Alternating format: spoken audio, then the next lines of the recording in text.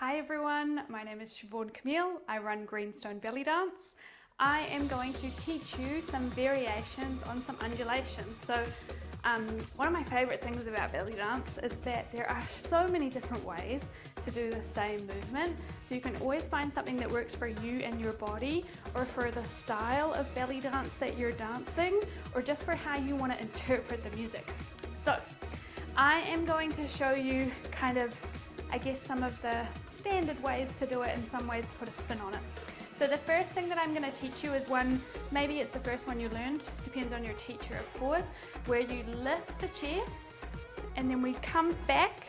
So we lift the chest up and forward, arch back, and then you're going to think of closing through the belly and releasing the pelvis. I'm going to get my hands out of the way so you can see that again. So you're going to go lift the chest, arch it back, contract through the upper, middle, lower abs, release. So I tend to put an abdominal contraction, a belly roll, over top of my undulations because I think it makes it look so much nicer and juicier. So this is one where you can even let your knees involved a little bit as well, so you can kind of soften into them as you come down and extend through them as you come back up. If you want to play with changing the level and making it a bit bigger, okay? So here it's kind of like the chest leads. Another variation would be to keep the chest still, and if you've ever watched some of the golden era dancers, especially like Siobhan Camille, they tend to be really heavily focused here. It's not that they totally isolate the chest, but it's not this leading from the chest, it tends to come from here. So for this one, we're going to keep the same movement. So there's a couple of different ways I teach this. You could just try like this first, trying to get my hands out of the way so you can see, and then just try and stop the chest. For some people, this is the easiest way to make it happen. It's easier to just stop the chest rather than over explain it. But if you're someone that's going like, oh, it's stopped now that I've stopped the chest, let me break it down for you. So for me, this one's kind of made up of a tilt, so a release and a tuck. I tend to like to emphasize my tuck with my abs rather than my glutes. That's just my personal preference. So you're going to go pull in the belly, release, pull in the belly, release.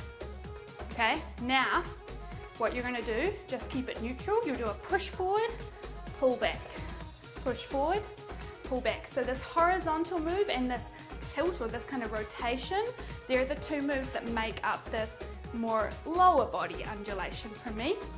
I should also say that some people call these a camel. I tend to call them an undulation, both of them. Okay, I just specify where I'm putting the emphasis.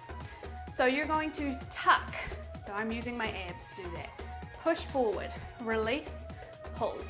Tuck, push, release, pull. Yeah?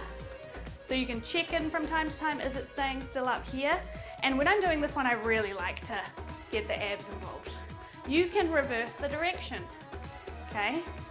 So if you got lost, then you're gonna go release, push, tuck, pull. Release, push, tuck, pull.